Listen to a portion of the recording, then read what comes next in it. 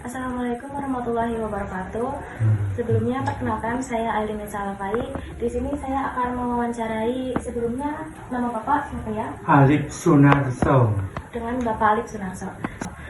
Sekarang di sini saya akan menanyakan mengenai yang pertama, apa yang Bapak ketahui tentang kebijakan pemerintahan pada masa negara ini dipimpin oleh Presiden Soeharto? Yaitu julukannya Pak Harto kan dulu Bapak Pembangunan. Terkenalnya Bapak Pembangunan. Jadi kalau masalah masa Pak Harto itu rakyatnya juga merasa bahagia lah. Terus apa-apa kecukupan gitu loh. Biarpunnya orangnya pada nggak mampu tapi bisa menikmati gitu loh. Lanjut ke pertanyaan berikutnya. Apakah kondisi ekonomi saat itu terasa stabil? Bisa diceritakan, Bapak? Kalau ekonomi memang stabil juga, soalnya ya apa-apa merata sih ya. Harga apa-apa juga nggak naik-naik seperti zaman sekarang. Mau lebaran, mau tahun baru, mesti harga perubahannya cepat sekali, naiknya cepat sekali. Kalau zamannya Pak Harto itu stabil. Lanjut ke pertanyaan berikutnya, yaitu apakah masyarakat bebas menyampaikan pendapat pada masa itu? Pada masa itu kebanyakan bagi orang yang istilahnya nggak menerima pemerintahan Pak Harto itu langsung dulu zamannya dulu ada istilah misterius, terutama orang-orang yang punya tato. Itu dulu banyak yang di misterius. Mata orang mana langsung di makamnya di mana tempat dia dibunuh gitu. Itu dulunya masa Pak Harto itu ada kejadian begitu. Istilahnya pembunuhan misterius gitu. Tapi bagi orang-orang yang istilahnya kebanyakan yang punya tato itu loh. Sama yang melawan pemerintahan ya? Iya itu. Yang nggak setuju sama Pak Harto gitu. Pertanyaan berikutnya, apakah Bapak merasakan dampak krisis moneter tahun 1997 sampai 1998? Merasakan. Boleh diceritakan Bapak seperti apa? Ya dulu saya pernah kerjanya di bengkel nih ya. Jadi gajinya biasa cukup untuk 1 minggu untuk makan. Begitu ada krisis moneter kan 100 jadi 1000 ya kan, 10.000 jadi 1000 gitu. Itu. Jadi merasakan akibat krisis moneter, merasakan. Pertanyaan berikutnya, apakah kesejahteraan masyarakat meningkat pada awal masa Orde Baru? Kalau meningkat sih nggak cuma stabil. Tetap stabil ya? Iya.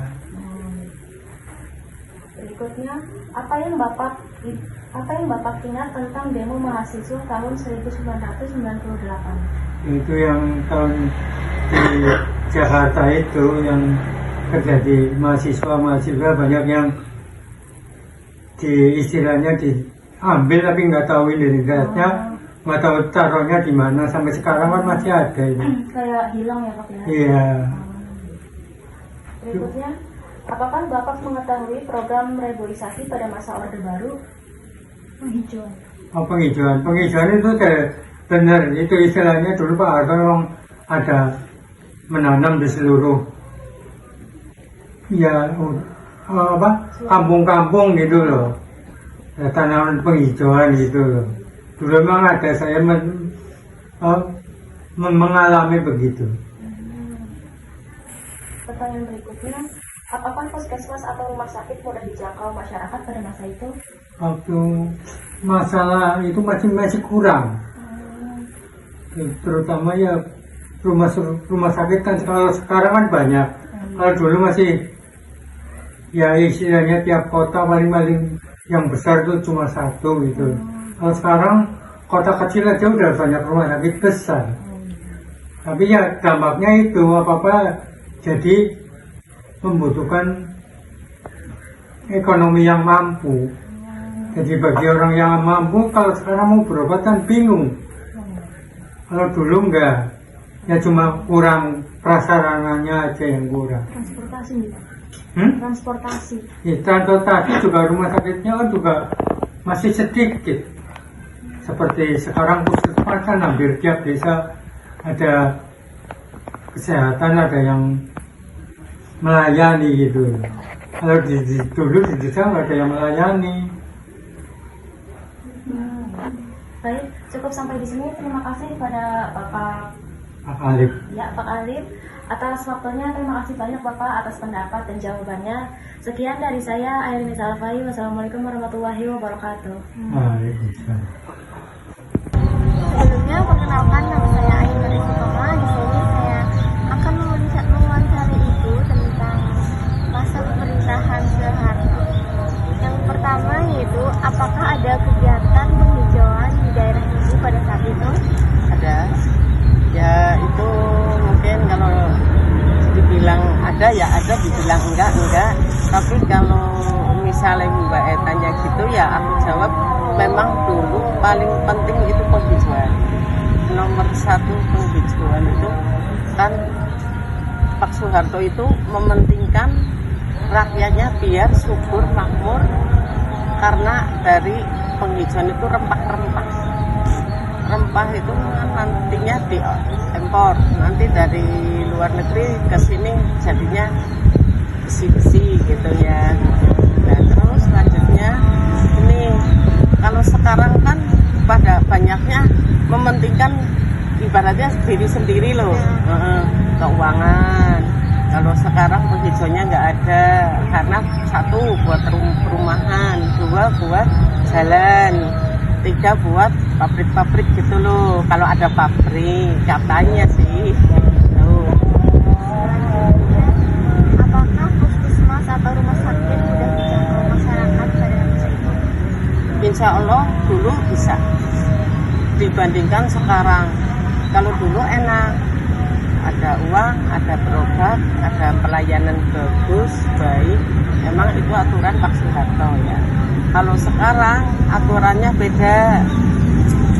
Kalau sekarang kalau belum sakit banget nggak boleh opnam, nggak boleh mondok, dikasih obat. Terus kalau puskesmasnya ya baik, kalau itu sih baik ya pelayanan.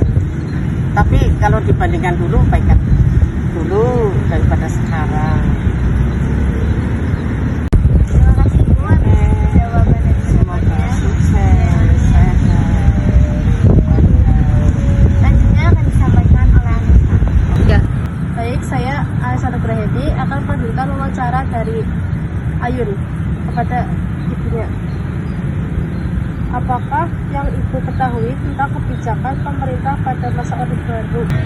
Itu memang waktu ekonomi Pak Soeharto itu benar-benar merangkul masyarakat, merangkul ekonominya standar, jadi nggak ada murah, nggak ada mahal, tapi masyarakatnya itu rukun makmur.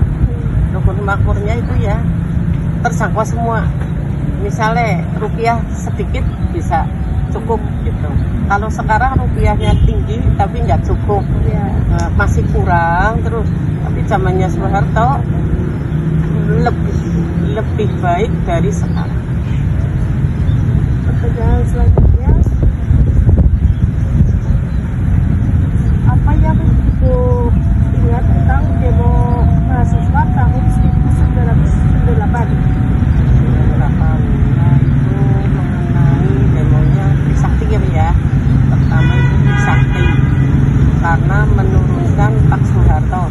Nggak tahu asal usul dari mana kok jadi ada demo gitu dari Jakarta, rame, segitu ramenya ya, jadi kayak buat Soeharto sampai turun gitu loh. Aku nggak tahu itu ya, padahal Pak Soeharto itu paling bagus di antara presiden yang lain. Terima kasih selamat pagi Ibu. Semoga bermanfaat Ya, dan mendapat yang baik. Hari ini saya dan rekan saya akan mewawancarai Bapak siapa namanya Pak? Pak Sugimin, tentang masa Orde Baru yang dimana dipimpin Pertanyaan pertama, Pak, apa yang Bapak ketahui tentang kebijakan pemerintah pada masa tersebut?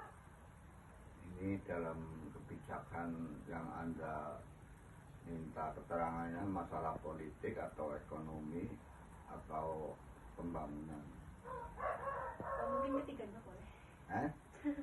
Kalau ketiganya ya nanti bila ada kekurangan ya maaf ya, saya karena nggak sekolah, nggak belajar, cuma ijazah TK aja nggak punya.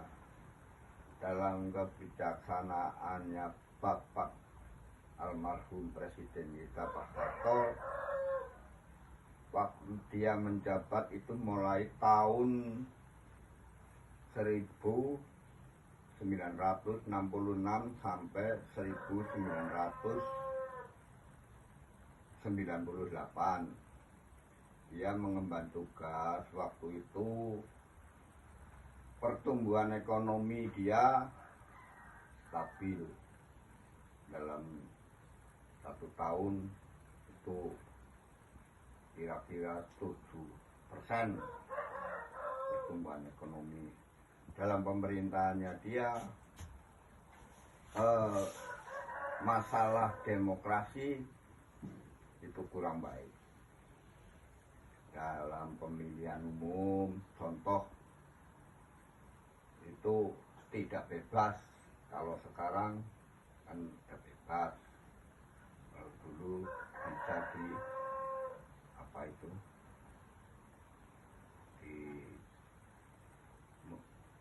dikuasai sama pejabat-pejabat rezim Soeharto.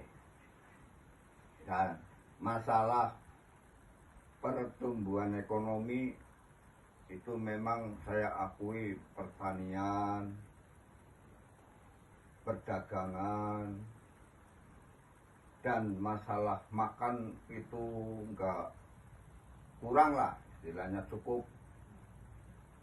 Sandang, makan, kalau orang Jawa bilang sandang pangan itu enggak kekurangan lah. Nah, terus Untuk pertanyaan berikutnya itu apa yang Bapak rasakan pada saat pemerintahan Pak Soeharto, kelebihan dari masa Orde Baru tersebut dibandingkan dengan masa-masa sekarang? Seingat saya, maaf, itu waktu tahun 95 itu memang ada kemajuan yang signifikan ya itu enak lah, kalau saya pandang itu enak. Saya cari pekerjaan, orang saya kan kerjanya buruh harian, itu kemana-mana dijamin keamanan, transportasi itu enggak kayak sekarang susah. Sekarang melalui internet, tapi enggak, kalau yang bisa itu mudah, kalau dulu enggak enak. Amanan terjamin, enggak ada kekerasan, karena ya waktu itu pemerintah melindungi, enakannya di situ, di mana-mana aman. Selanjutnya, untuk kekurangan atau kelemahan pemerintahan saat itu menurut Bapak apa? Kalau kekurangan, namanya semua pemerintahan kekurangan dan kelebihan itu ada, tapi ya ada kekurangannya, yaitu kita ini bergerak nggak bebas. Dalam arti nggak bebas karena hari ini dikuasai orang yang dulu itu diantara yang kaya dan yang miskin itu melebar. Jadi kita mau mengucapkan, ngomong bicara begini-begini itu selalu takut karena pemerintahannya Pak Harto itu kan dulu otoriter, artinya pemerintahannya itu dengan gaya ABRI apa itu kalau nggak salah, nah, jadi keras. tapi ya aman, jadinya aman. Cuman ya kikuk lah, mau bergerak, mau ngomong sedikit apa harus berhati-hati, mau berbuat apa kita harus berhati-hati. Itu dalam pemerintahan yang dia kurang kebebasan. Pada saat masa itu Bapak merasakan dampak krisis moneter tahun 1997 sampai 1998 tidak Pak? Ya itu sudah saya katakan, anjloknya mata uang Indonesia itu tahun 1998. Nah itu defisit keuangan Indonesia itu anjlok lah, kurang. Makanya diadakan reformasi sampai pemerintahan sekarang, pemerintahan reformasi apa sekarang. Dulu kan pemerintahan Orde Baru waktu Pak Harto. Nah, tahun 1900 kalau nggak salah tanggal ya sekitarnya bulan Mei itu ada demo-demo diundur alat demo penurunan Pak Harto, dilantik Bapak B.J. Habibie sebagai wakil. Dia yang meneruskan perjuangannya Pak Harto 3 tahun, jadi 98 tambah 3 tahun itu 2001. Nah, itu pemerintahan B.J. Habibie masih di gaya Orde Baru. Apakah program pemerintah seperti pembangunan pertanian atau industri pada saat itu membantu masyarakat? Alhamdulillah waktu itu ada namanya masalah pertanian, makanya sampai Bapak Presiden almarhum Pak Harto dijuluki Bapak Pembangunan Nasional atau Bapak Pelita, karena dulu masalah pertaniannya dia adalah bapak yang bagus lah, itu dari pertanian untuk perkembangan ekonomi Indonesia itu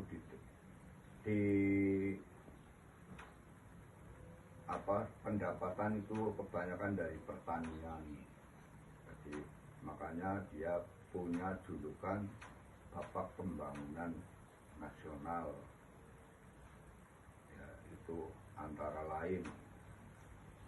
Pada saat pemerintahan tersebut, daerah Bapak ada kegiatan reboisasi atau penghijauan atau tidak Pak?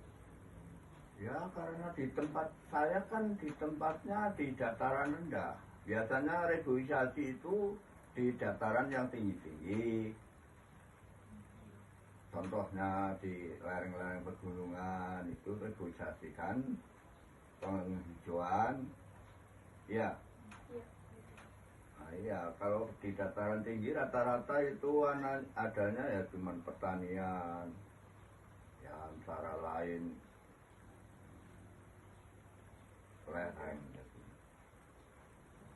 Pada saat itu apakah puskesmas atau rumah sakit mudah dijangkau bagi masyarakat di desa? Kalau dulu masalah rumah sakit dan puskesmas, kalau saya tinggalnya itu nggak jauh dari rumah sakit dan tidak jauh dari puskesmas. Dan seolah-olah rumah sakit, puskesmas dulu semuanya bayar. Kalau apalagi masalah rumah sakit, dulu orang sakit ya harus bayar, nggak punya duit nggak bisa ke rumah sakit.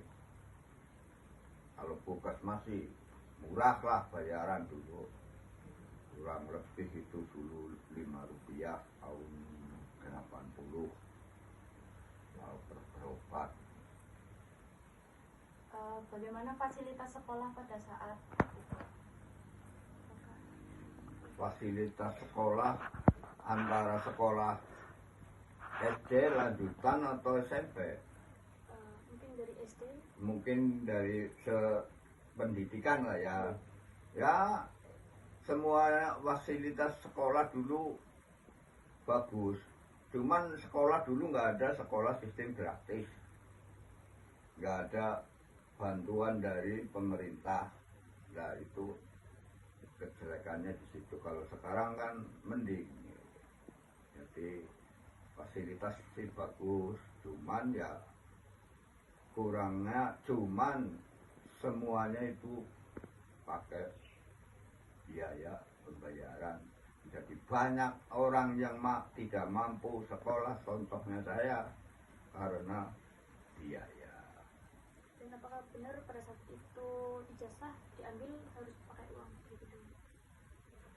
Sebagian besar karena banyak oknum-oknum yang tidak bertanggung jawab. Sudah saya bilang kan tadi waktu pertama, karena diantara miskin dan kaya itu makin melebar, jadi dikuasai oleh masalah perusahaan itu orang yang kaya-kaya. Jadi ada pengambilan ijazah sebagian harus pakai uang.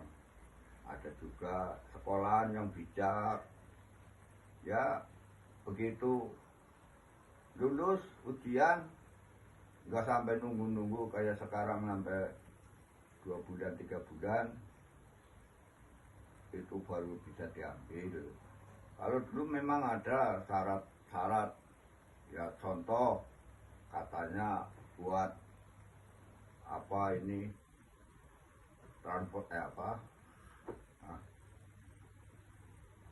uang apa ini namanya, pokoknya administrasi. Nah, administrasi yang kita tidak tahu entah arahnya kemana administrasi itu, atau ke pemerintah atau ke saku.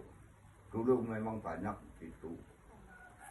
Terakhir, Bapak, apakah disiplin di sekolah pada saat itu terlalu ketat atau bagaimana? Maksudnya Tergolong ketat atau tidak sekolah waktu dulu bagaimana? tergolong? Perbedaan sekarang dengan yang dulu sekolah itu bagaimana? Oh jauh berbeda sekarang sama dulu. Kalau dulu anaknya yang bisa sekolah itu disiplin. Oh, benar disiplin. Saya singgah sekolah, cuman saya ngikuti belajar aja. Saya jalan kaki di Dukuwalu sampai Sokaraja. SMP itu jalan kaki, berangkat subuh sampai sini jam 6. SMP 2 Sokaraja. Jauh kalau sekarang, sepeda motor, enak. Orang tua ditodong ini buat ini enak. Kalau dulu boro-boro cuman kasih sapu 25 perak, nggak makan, nggak nyarapan, udah jalan aja. Paling-paling kalau bisa nerobos lewat persawahan. Satu contoh saya pribadi dari Sokaraja lewat Sokaraja Kulon itu bunderan Margono, itu dulu masih sawah. Ada orang panen tebu, makan tebu. Dulu mau pakai seragam aja 1 minggu baru dicuci. Celana sampai pantatnya pakai kacamata. Itu dulu susah. Pakai sepatunya sampai kayak apa itu. Pokoknya susah lah. Tapi disiplin, anaknya disiplin. Berangkat orang sakit aja enggak, saya mau belajar. Alhamdulillah sampai sekarang saya enggak sukses. Pak, ada terakhir tambahan untuk bagian pembangunan itu bagaimana, dan pertanian pupuk terutama? Masalah waktu itu kan saya masih tergolong anak-anak ya, mungkin kurang perhatian di dalam pembangunan atau pupuk. Masalah pembangunan di antara pertanian, saya lihat sepintas itu lihatnya itu bagus banget. Masalah pupuk Enggak pakai kayak sekarang harus punya anggota KTA, kartu tani, harus pakai lapor-lapor. Kalau dulu yang bisa beli-beli, setiap siapa saja bukan petani bisa beli untuk mukuk bunga-bunga, ibu-ibu dulu bisa beli, anak-anak mau mukuk di sekolahan enggak susah bisa beli. Kalau sekarang lain lagi, masalah pertanian harus punya, mau butuh 1 kilo aja harus punya anggota. Kalau nggak punya harganya lain. Itu kejelekannya masalah pertanian di masa pemerintahan sekarang. Masalah pembangunan sekolah, pembangunan pusat-pusat pemerintah itu ya masih kalah juga dalam waktu sekarang, masih jauh. Dulu kan ya itulah dikuasai oleh perusahaan-perusahaan yang jadi orang cuma di baratnya dikasih makan enak, pekerjaan ada, penghasilan mudah, itu udah ini. Kalau sekarang enggak, fasilitas pelajaran pendidikan sekarang terjamin, kesehatan terjamin, masalah transportasi mudah, jalan kita udah sampai masuk ke desa, listrik masuk ke desa.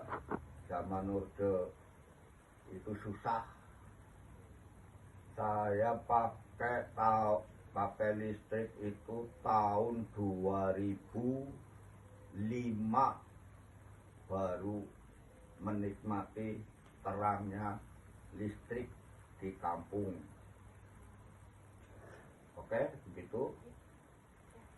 Cukup sekian, terima kasih Pak Sugimian atas pendapatnya. Ya sama-sama, tapi kalau ada kekurangan dan kurang pahaman ya mohon maaf sebesar-besarnya, karena saya bukan seorang pendidik atau saya nggak belajar ya. Ya, selamat siang Ibu. Di sini saya akan mewawancarai ulang kebijakan masa Orde Baru atau pada masa Presiden Soeharto. Pertanyaan yang pertama yang akan saya tanya kepada Ibu, apa yang Ibu ketahui tentang kebijakan pemerintahan pada masa Presiden Soeharto? Kebijakannya pertanian, terusan apa ya? Pertanian, terusan pembangunan, terusan itu dalam hal pendidikan. Selanjutnya, menurut Ibu, apa kelebihan masa Orde Baru dibanding masa kini? Masa Orde Baru, kelebihannya sembahan pangan murah. Enggak, walaupun apa-apa enggak ada bantuan, tapi kan murah. Baik. Terusan pendidikan walaupun bayar, nanti kalau apa tes hasilnya murni. Kalau sekarang kan menuju ke jenjang pendidikan yang lebih selanjutnya kan banyak pakai zonasi, terus pakai apa yang tidak mampu. Kalau dulu kan mutlak hasil tes kepintaran anak sendiri. Selanjutnya, apa kekurangan atau kelemahan pemerintahan saat itu menurut Ibu?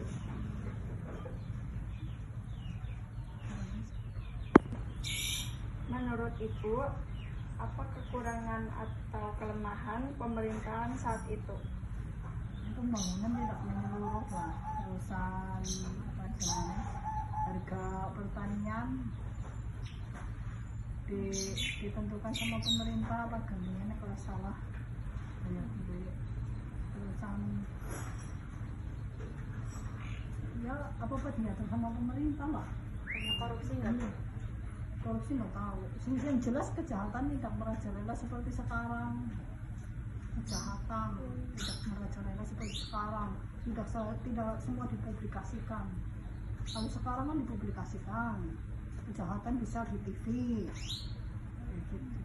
Nah, dulu kan enggak, jadi rakyatnya aman, nggak terlalu banyak pikiran. Nah, sekarang kan saya ada rasa-rasa ketakutan. Gitu.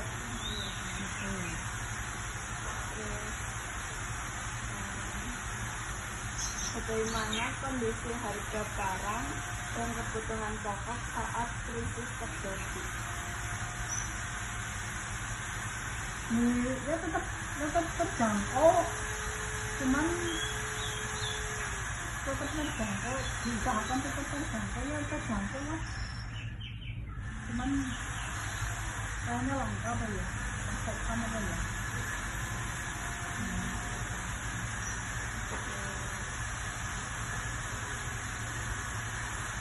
Apakah kesempatan kerja mudah didapat saat itu? Tidak melalui tes, tidak melalui kontrak, mudah, tapi lapangan pekerjaan hilang.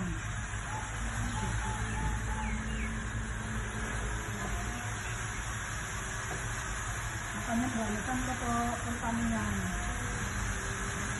Makanya waktu itu kan ada program ke luar negeri itu karena itu, karena lapangan pekerjaan di sini hilang, jadi kebanyakan ada yang ke luar negeri. Berarti mayoritas petani ya? Petani.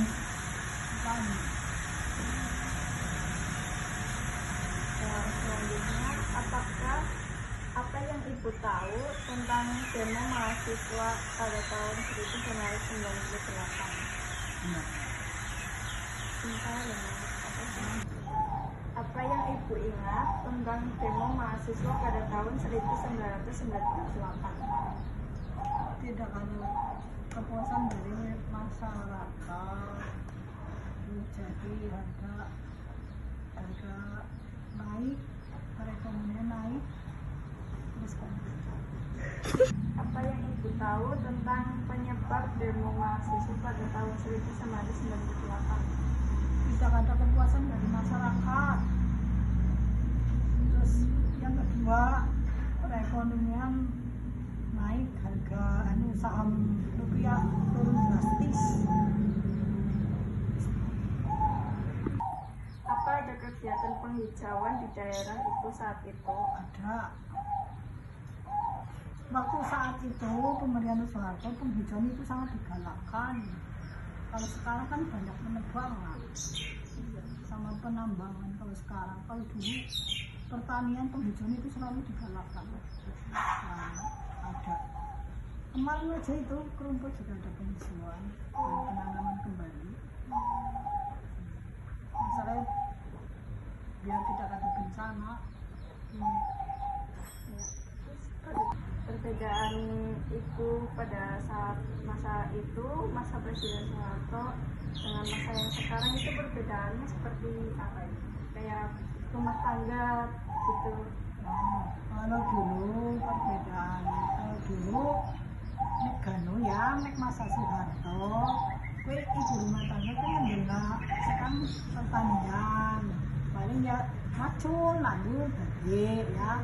Tapi nek siki masa sekarang kue apa sebenarnya lebih berkembang, banyak kegiatan di rumah, tidak cuma mengurus rumah, ada yang bikin keset, ada yang bikin steak buat es krim, terus ada yang buat misalkan makanan kecil dititipin di nang warung-warung ya kuwi.